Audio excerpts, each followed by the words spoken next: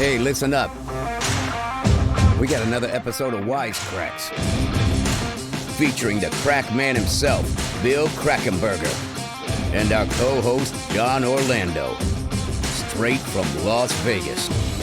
Wise Kracks is your ticket inside the world of sports betting, with tips, picks, special guests, and more. Only on WSN.com.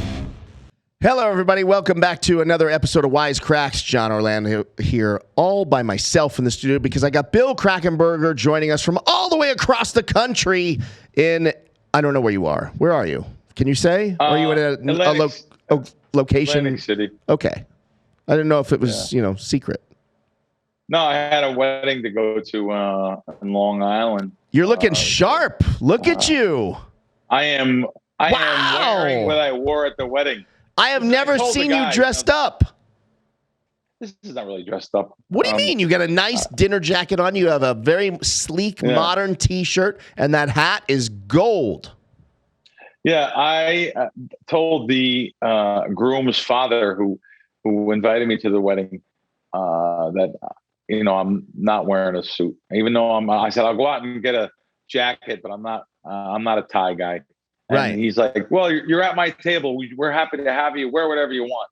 I love it. I actually was at the groom's table. The father of the groom, and it was really, really a fancy, really nice wedding in Long Island, and a really nice place on the water. Oh, it was really nice. Was it outdoors? And, it was outdoors, indoors. Yeah, outdoors was the service ceremony around the water, and you step right into a beautiful reception banquet room.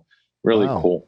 So it was a nice time, and that was yesterday. It was Sunday. In his speech, he made, congratulating his daughter-in-law and his son. Right. Beautiful. Welcome to the family, to the new daughter-in-law, and he turns over and points at me and says, "Oh, and the best sports bettor in the world's here too. Thank you on a Sunday for being here instead of in front of a sports book or a TV screen," which he didn't realize. I really don't watch a lot of the games, but it's more of a really in the middle of his speech. He references you. Yes, right in the middle. Stand up, take a bow. 30 years from now, when the grandkids are watching them. Right. Did you give it a little wave, a little? Nice. Yeah, but I know what the moment is. I know it shouldn't be, right. But it was, listen, he's a great guy. The family's a great guy. They're great people. The kids are, his new daughter-in-law is a doctor. His son's a doctor. I mean, wow. It was really a great experience, a nice wedding. And it was an honor to be there, believe it or not, on an NFL Sunday. He is right. I probably wouldn't make that for a lot of people. Right. This particular gentleman, I made it for, and I love him, love his family, and it was a great time. That's awesome, man. If I get married on a Sunday, are you coming? Oh yeah. I won't do that to you though, Crack. I won't do that to you. I'll figure it out up against the sports I don't think schedule. you'll do it to her. You're probably not even getting married. This is just a little game for you. No, I'm doing it. We're doing it. No, it's yeah. Joking. What's the over/under? Is there an over/under on that, or no? Time wise, no. Yeah. All right. Yeah. So are you are engaged now? No, not yet. We'll get there, okay. baby. I'll tell you. When you get engaged, I'll put the over/under on it. Okay. How long? Like how long it'll last? I can't. No, I'm just kidding. Put it up on DraftKings or something as a prop. Speaking of DraftKings, how much money do they have? They offered $20 billion today. I read for. They don't. Someone just told me that kind of money, but they would get it. Ben Affleck is doing a DraftKings commercial. Somebody just told me yesterday. Is that true? Ben Affleck does do. Yes, Ben Affleck. I thought it was Win, but maybe it is draft. I know Ben Affleck does. Is one of the celebrities that are doing commercials now. For I thought it was the Win, but I could be wrong. I might be wrong. I saw Shaq and Ben Affleck. Wow. And then Jamie Foxx doing MGM. Right. Right. Isn't it amazing how things have changed? Like it wasn't that long ago where you we're considered like a degenerate, right? Like everyone, right? You gamble, right? Wow, you gamble. You're a loser. Right. You were like a subhuman, right? Just not like the beginning of Goodfellas when the mother says to the son at the door when he opens up, he has a suit on. He says, "Oh my, you look like a gangster." Well, that's what it was for me. Oh my God, you're going to be a gambler? You want to be a gambler? And so now it's an accepted form. Now that the NFL got their pockets lined, and all these other big franchises and stuff are all involved in the money train. Yeah, it's an accepted form of vice. Yeah, it's crazy. It's like I remember like when we had Phil Hellmuth on, I said, poker players are like rock stars now. It's kind of the same thing for you guys that are betting on sports. It's like people, like you just said, think about that at the wedding. You think of the shout out you got, and think he thought that was cool, but he also knows everyone there thinks that was cool. You really think about that. Yeah, they did after. Yeah, there's some people came up to me after, and they were asking. Yeah, different, everyone just wants the winner of the game. It's right. Funny. Who do you like tonight? Well, who do you like tonight, Bill? Right. They think it's so easy, and you pick every game. Meanwhile, me, I don't even bet games because they're on TV ever. What do you tell them when they ask you that? Because they want some sort of an answer. I don't bet. I don't bet every game, and I really don't do a lot of NFL sides. I do totals. I do a teaser here and there. I do a lot of proposition bets. And I said, I'm not looking to gamble. I'm looking just to pick up the low hanging fruit off the trees. Grab it off the trees, and they kind of they get it then. Yeah, and and then they subscribe to Crack Wins. I love it. Well, speaking of the NFL, NFL has been exciting first couple of weeks. Yes, NFL has been exciting. We've had some really, really fun games. Of course, you and I went to that Raiders game, home opening Monday Night Football. I still can't get over it, by the way. I still am thinking about it. How about the next game that the Baltimore Ravens come back and play on primetime again? I mean, versus Kansas City. What excitement around that franchise. Yeah. They probably should have beat the Raiders that game. And they went on to beat the Chiefs. So yeah, very good stuff going on. Good stuff. It's exciting. You just don't want to get caught up in the hubbub of it all and the allure of this is easy money, the NFL. Oh my God. Everyone loves betting the NFL. But that's the reason why the sports books take such big limits on it. So you just have to pick your spots and always know that don't bet games just because they're on TV. That's the number one mistake people make, I would think, around the NFL is betting the primetime games just because they're on TV. The Sunday, the Monday, of course, the Thursday night game. Now they added. These are the games these people love to bet just because they're on TV. Right. So and unlike you, because they like to bet and then watch and sweat it out, where you don't even watch the games, right? Still. Normally I won't, but I watch them when I'm with my friends or something. The game's on in the background. When you have a sheet of props like I have, I don't know what to root for or anything. At the end of the game, you just get the numbers, go into the stat chart. Just put the games down, win or loss. I mean, these primetime games have been really amazing how many points have been scored. 59, 60, 60, 71. Last night, I think they scored 54, 48 the other night. We've only had 2 full weeks of football. Right. The primetime games are out of control with the points. The bookmakers cannot make them high enough.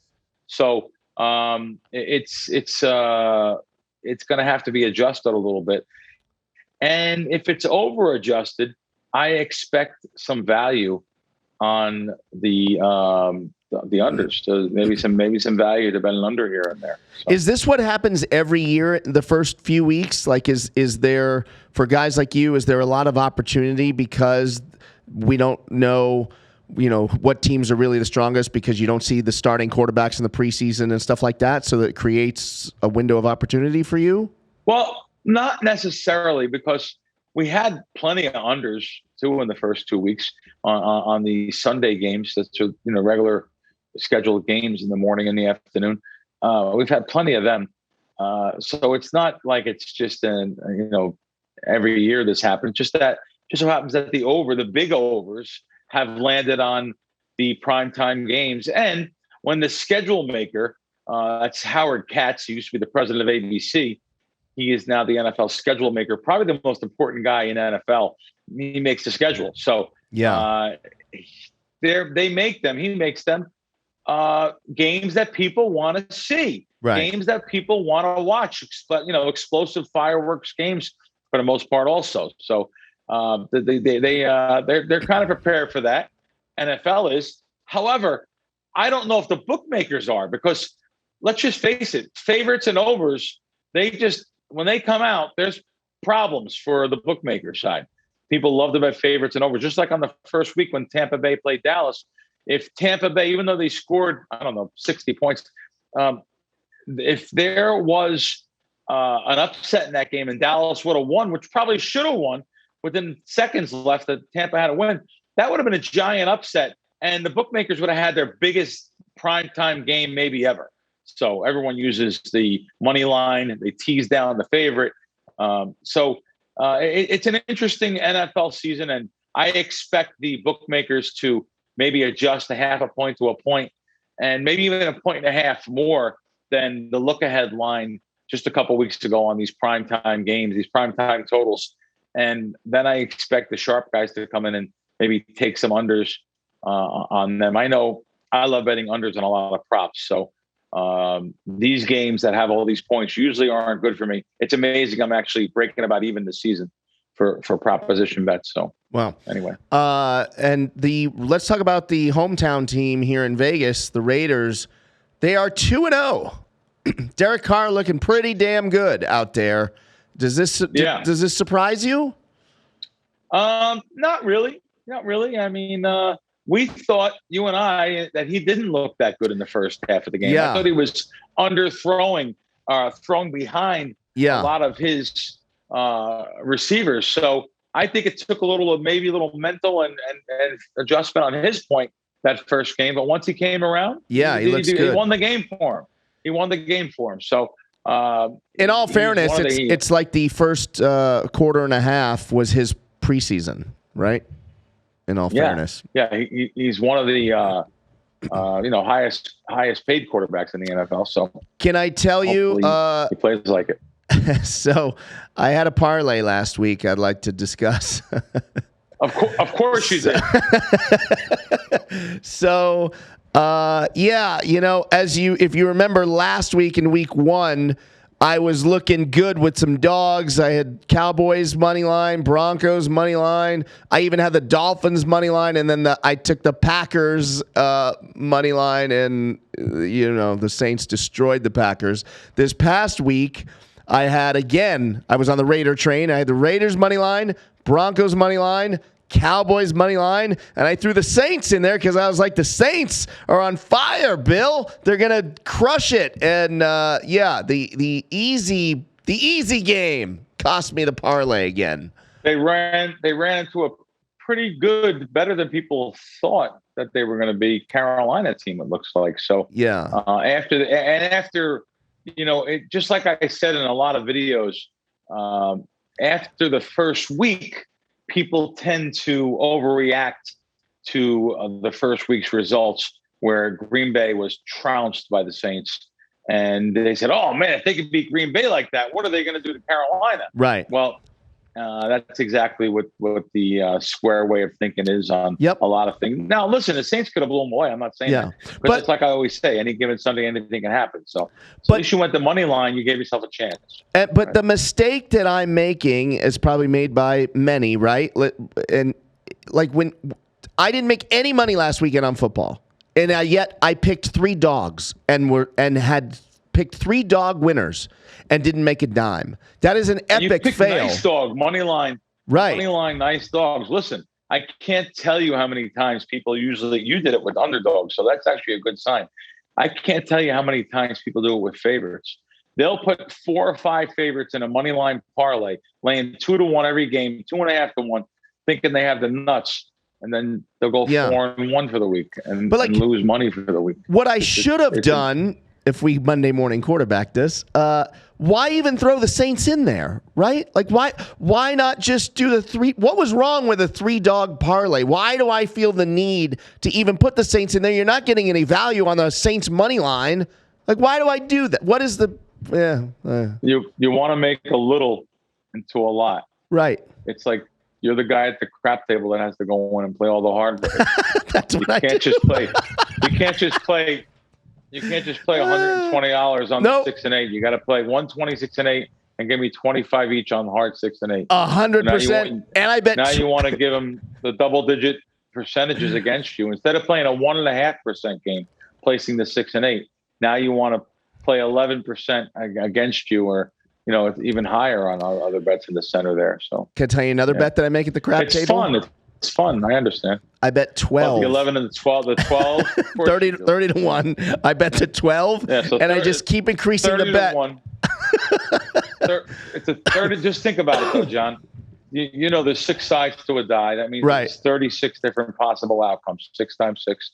But they're only paying 30 to 1. It's not a good bet, but it's a bet that gets back a lot for a little. You feel good when it hits. Right. And it hits on top of the world. It hits on the 29th time. Well, if it hits every if it hits every 29 times though, then it would be it's okay. Positive right. Bet. Yeah. But the problem is it doesn't long term. You listen, it's all about long term, just like betting football is all about long term. You can win in a week. You can hit, 6. You could hit 6 12s in one session of 15-minute craps, or you could hit none. But over time, they'll come out, once every 36 times long term. So, and that's what happens if you've ever hit like that, and that, as I have, 4 or 5 times in a 15-minute span, you get hooked, right? That's how they get you. That's how they get you. Yeah. You get hooked. Yeah. Absolutely right. Absolutely right. Okay. We're talking about, what else, Mike? How about some quarterback injuries? Yeah. Here we are. We're good. You want to talk about it? Yeah. Go ahead. Yeah. No, here we are in week 3, and we have literally 5 teams have new starting quarterbacks already. Yeah. That weren't on the agenda to start week 3. There, that's a lot. That's a lot. Now, no major key teams. We're talking about like Miami, Taylor, Dalton, Tua, Carson Wentz. These guys went down, but it wasn't like major playoff teams, and some of them have some decent backups that have some NFL experience. So anyway, it's unusual that this many injuries to major starting quarterbacks so early in the season. Do you think because of this that maybe Cam Newton's phone starts ringing? Possibly, yeah. No, possibly, yeah. Cam is, of course, the old Carolina quarterback, and went up to New England for a season and unemployed right now, right? So a great prop bet. It probably didn't exist, but can you imagine if there was who is playing in the NFL opening day? Andy Dalton or Cam Newton would have been a nice prop bet payout, right? That probably would have been 100 to 1. Yeah. How about your man Tom Brady? I seen his video on Twitter today. He's good. Let's go. He's really good. It's unbelievable at 40 whatever he is that he does what he does, isn't it? What must Belichick go to bed at night? Belichick and their ownership there, Robert Kraft. What must they go to bed at night thinking? Except for the massage place, I'm sure he thinks of that. But what must he think about what he has done by getting rid of? It's unthinkable. How do you get rid of? Tom Brady. It's like getting rid of Jeter, the greatest guy of all time. That would have been like a Derek Jeter getting traded. Yeah. In his final years with the Yankees. Yeah. Like why? Why? Like it's such an odd thing. Ego, right? Is it ego? Insane. I can win without him. I'll show you. That's what it was. Yeah. I think that's what it was. I've never been a fan of the New England organization. I've never been a fan of Belichick and everything that goes on up there. They've had some scandals and stuff in the past of using recording devices, this and that, to gain edge on other teams and stuff. But yeah. I'm an underdog guy, so I'm always rooting against the big marquee teams. But also Brady's doing unbelievable. After a lackluster week 1, the Bills and the Packers rebounded and reminded everyone that they're the Bills and the Packers. If you had the Packers in that game, I watched the end of that game. Yeah. I watched the second half of that game. If you had the Lions in that game, you had to feel like you got ripped off. I mean, they're winning the game outright, getting 11.5 points, and wind up not covering the game. And they had a couple backdoor cover opportunities at the end of the game, and they just couldn't convert on 3rd and 2, and then 4th and 2, and it was okay. Green Bay, they're playing one of the worst teams in football, so let's not put them in the Super Bowl yet. Buffalo had a situation from the first week where they might even overlook their home game versus Steelers, and I don't know what really happened to them in the first game. So they came out in a big way, even though Tua went down. But they came out in a big way against the Dolphins. So I think they showed who they are a little bit. We'll see. There's some really good games coming up this week. So we'll see who's the cream's going to rise to the top. Always remember the Saints destroyed the Buccaneers last year, like 38-3, and beat them the first week, and then look who won the Super Bowl. So it's the old any given Sunday thing. We'll see who's gonna the cream, like I said, rise to the top. The good team should play off the time. And as you say, the cream rises to the top. You rose to the top with NFL prop bets Monday night, 3-0 on prop bets that you gave out on the Crack Wins app. Which is available on Apple, Google Play, crackwins.com. I don't know what you guys are waiting for. I say it every week. 3-0. Yeah, no, 3-0 prop bets. What more do you want? We had to go. Like I said, just to be able to, if you were to say we were 3-0 on a high scoring game like that soared over, I bet a lot of unders, so it's hard to win a lot when these big scores come. So I expect to even do better. Well, you can't really do much better than 3-0, but I expect to do better with these proposition bets as these totals continue to get lined so high, which means that falls down. It filters down amongst the players and the props. So the quarterback yardage on both sides, touchdown, everything gets filtered. Everything starts at the top from what the score is supposed to be. So I expect to have a real good season like I have every season with the NFL. You've also been hot with WNBA, which is always surprising to me. Yeah, no, there's the smaller marquee sports like the small college markets, the WNBA. Yeah, we've seemed to do well, especially lately with them. So yeah, crackwins.com and the Crackwins app for all the winners. Yeah, absolutely. And, baseball, still 15 games left in the season. I'm sure is there a lot of opportunity with baseball? Because, and do you have to factor in, obviously there's a bunch of teams that are fighting to make the postseason. And then there's teams like the Texas Rangers that, the cellar dwellers. Is there better opportunity right now for baseball, or does it matter? Not so much better opportunities, but we're sending out a game or two a day. Yeah, especially when there's opportunity there. I think. I think as the season dwindles down, we kind of dwindled down too. It's sending out a lot of games, but I send out a game a day at least. Usually, if it's a full schedule of baseball out there, and you have to remember sometimes the must-win teams, everyone knows they're must win. So sometimes they get knocked around too much where the other side's the right side of the game. Right. Because it's everyone's betting on one side. So you get the values going with the spoiler team that wants to be the spoiler. So. Yeah. And I think that is a real thing. I think teams do want, right? They play for pride. I mean, these guys do want to win. People think, just because they get paid, they don't want to win. They want to win. Of course they want to win. And they like to be the spoiler. I'm sure the Padres would love to spoil either the Dodgers or the Giants' postseason hopes, right? So absolutely, absolutely. And of course, folks, go head over to WSN.com. There's tons of NFL content, including Week 2 matchups for each game. Also, there's tons of content for fantasy football guys. You don't do a fantasy thing, right? Do you play? No, never. Fantasy, no time for that. I mean, my time is taken up already with so much stuff going on here. We got cross sports starting here in a month. So I'll be, betting, football and basketball here in like 6 weeks. It gets to be really tedious. A lot of time has to go into this. So no time for fantasy football when it counts down the stretch.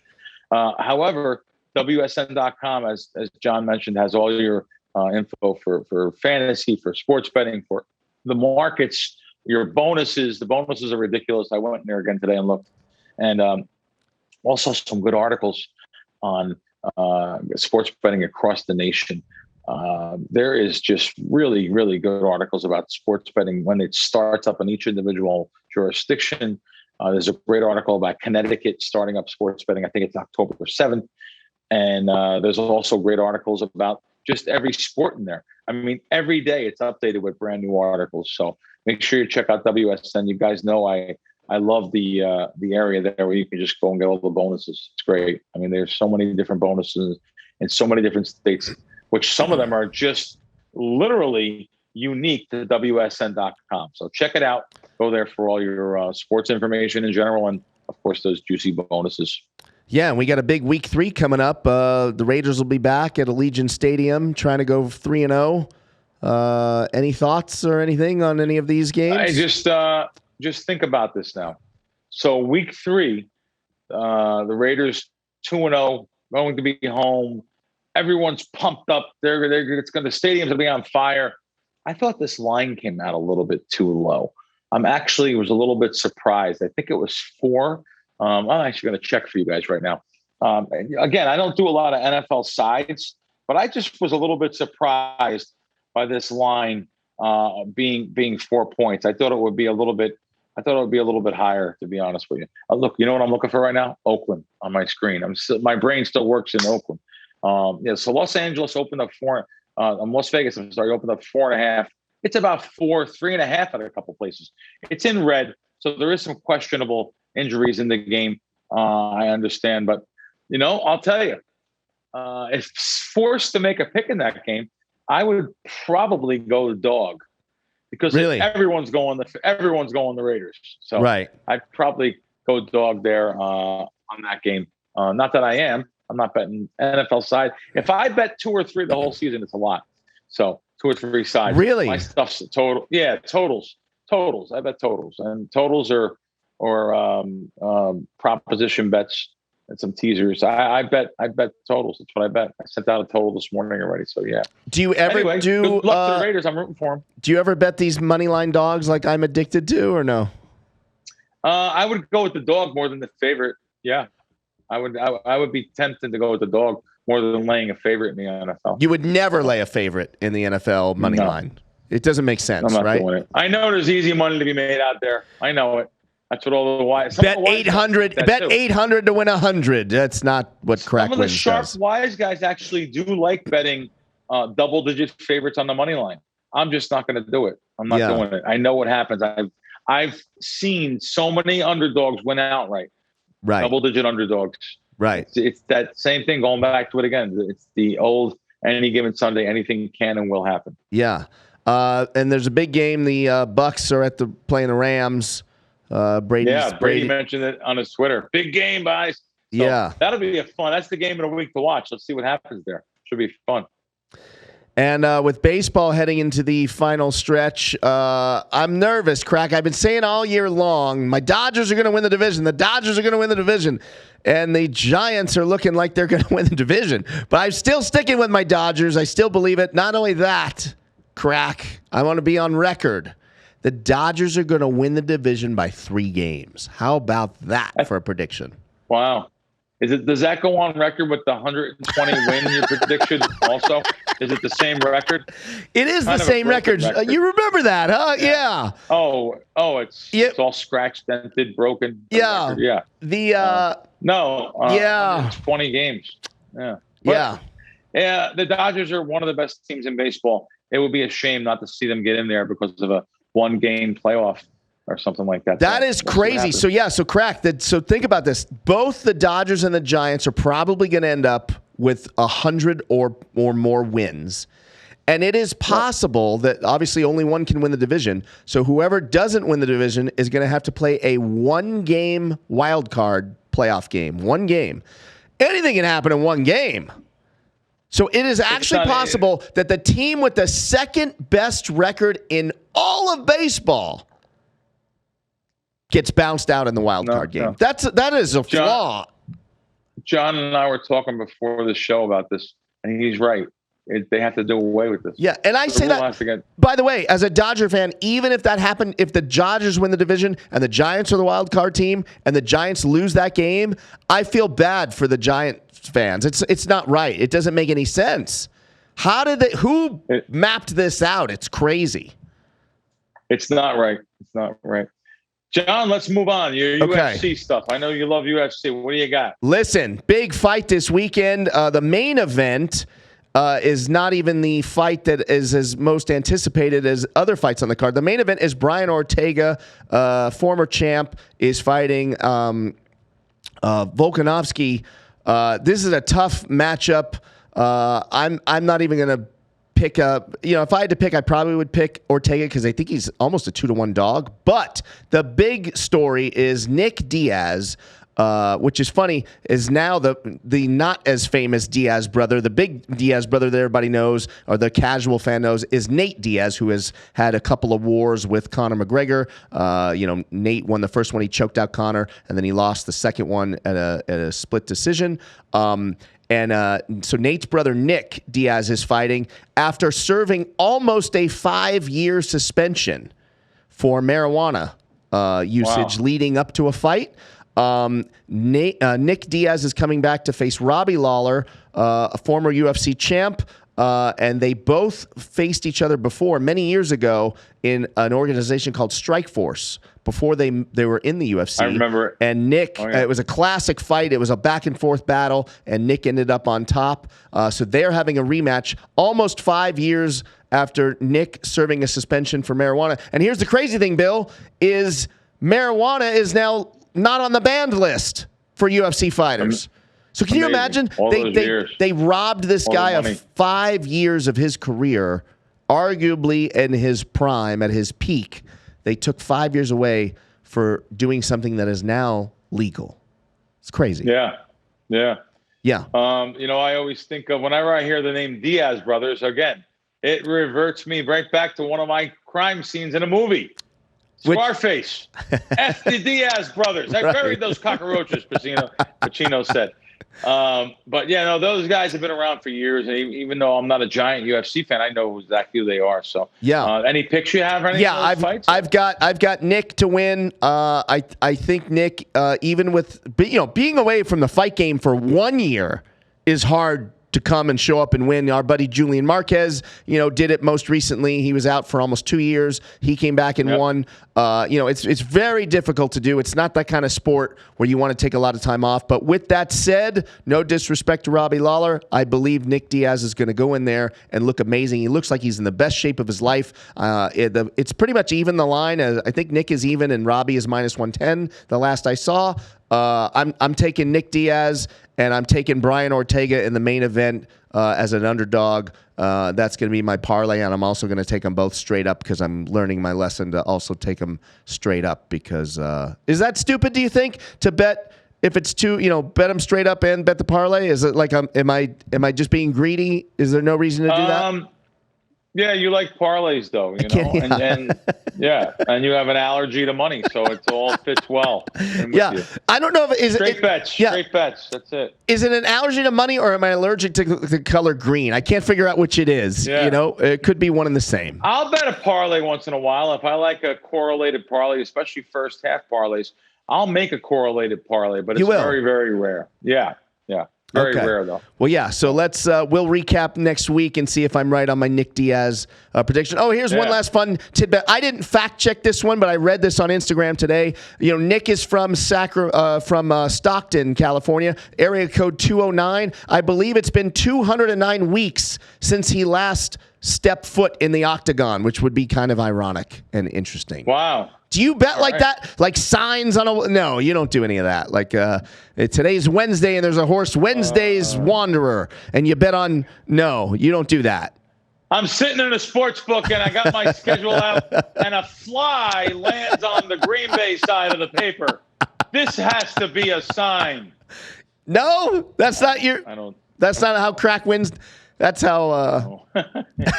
No good. Yeah, that's how Jon Orlando comes up with stuff. All right. Whatever works. All right. Let's go. Hey, we haven't done Twitter questions in a long time. Do a couple. Let's get through them. Okay. At James Snyder JR6 asks, when you play video poker, how long do you stay at a particular machine before moving if it isn't paying? That's a good question. It is a good question. And even like that goes back to the reverting to what you just said, superstition and stuff. Yeah. It doesn't matter because the machine payouts right on the glass. It's right on the screen. So the percentage of payout is based on the payback that's on the full house, the flush, the royal, whatever. So there is no, this machine's hot, this machine's not hot. It's a random number generator too for the slots. I know people want to know about slot machines. It's a random number generator that hits, and it can, based on that percentage of set payback. So it doesn't really matter winning or losing at a machine. But if you feel better about moving, move. Okay. It'll put you in a better mindset, a better state of mind, more positive energy. I mean, I'm not saying the positive energy. It's just good to feel positive. I know I feel very positive when I play video poker. Hey, let me ask you this one. I have heard a myth over the years. The machines that are going to pay off are the ones that are closest to the cashier, or highly visible area. Is there any truth to any of that? You're the only one that knows about that, John. And now you're going to tell everybody? Oh, man. Yeah. So now you spoiled it. I ruined it. It's going to be about equal everywhere now. Right. Damn it. I think that's the way. Maybe it might have worked that way in the 80s and stuff. But, okay. I don't think it's that way anymore. All right. At Reno asks, how many of the top heavyweight boxers of the 70s would be world champions today? That's a great question. Well, it's a great question, and we've had a lot of boxers in the heavyweight division here. You just finally we have a couple with Tyson Fury, but we've had some heavyweight fighters over the last 20 years that any one of these boxers from the 70s would have wiped up. I mean, just think of the boxers, not only the great Muhammad Ali, and you go to, I'll give you some other, like Larry Holmes, late 70s, Ken Norton, George Foreman. There's such great boxers of the 70s that you want to compare to today's heavyweight boxers. And besides Tyson Fury, I just think that the division for over the last, Klitschko brothers had it for like 10 years. I mean, it's ridiculous. Yeah. We haven't had any real big top, even the 80s with Mike Tyson and stuff. You just haven't had these type of fighters in our last 20 years. So I think there'll be a lot of them. Good question. Thank you. Okay. Moving on. At Cliff Harity asks, what is the best way to get comps at casinos? I used to always get deals at Harrah's, but not so much anymore. Yeah. Harrah's is definitely, the corporation has tightened down. I know I'm a 7-star member and I just don't get that's their top level card. I can't even get a hotel room. They have to give you an offer for a hotel room at their properties. Oh, it's ridiculous. And you're a 7-star guy. Top level of the corporation. Back in the day, it was anyone that's a 7-star member, you're guaranteed to get a room at one of their properties. Like if I call Atlantic City, I'm guaranteed to get a room at one of the Atlantic City properties. Not the case anymore. You have to have an offer, even though you're a 7-star. It hardly means anything to be a 7-star member, and it's really hard. Going back to Cliff's question here, the best way to get comps at casinos, make sure you get a host. Go in, meet a host, talk to a host, let them know you're present, give them your name, overly be nice to them and kiss their butt, and be on their side and tell them, just be on their side. That's all. And now you have a card. They're able to give you a lot more than a kiosk or a comp machine will give you. They have a lot more pull. They can write exception comps. They have a lot more authority. So I think that's the best way. Great advice. Last one is from at BDubs07734. When Crack Wins gives out a play, if my book doesn't have the same number, should I buy the point, half point to match your line? That's a great question. Well, first off, I don't front run my customers. So front run means you give out a line, you bet it, and then give it out.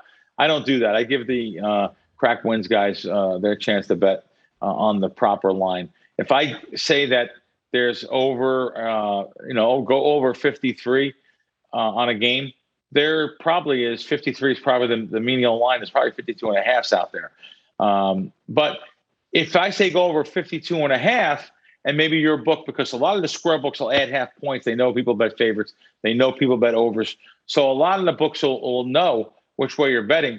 The way that, they'll set their lines a little bit higher depending on the customer's profile. I would still go over the 53. So if I say go over 52.5, at least you're going to get the push on the 53. You're not going to get the loss, where if I was to say go over 53 and you went over 53.5, I'll get a push, you'll get a loss. That's not cool. So, but really the bottom line and the key to this question is, when you get a crack wins play, you're going to get the right line. That's one complaint I do not have. Not that I have any really any complaints, but I don't get complaints about people can't get their lines. And other services, I know that there's only a couple services out there that can actually say they move the line, and proudly I'm one of them. But these people do get the proper line. Okay, well, Crack, that's all good stuff, man. That was fun doing Twitter questions. Sometimes it's fun when it's just me and you. I kind of like these shows every once in a while to do, But next week we're coming back with a guest. I'm not going to say who it is, but we've got a good one in store. All right, Crack, as always, fun show, and let's do it again next week. You're watching Wise Kracks. Yeah, thanks for tuning in, guys. See you guys next week.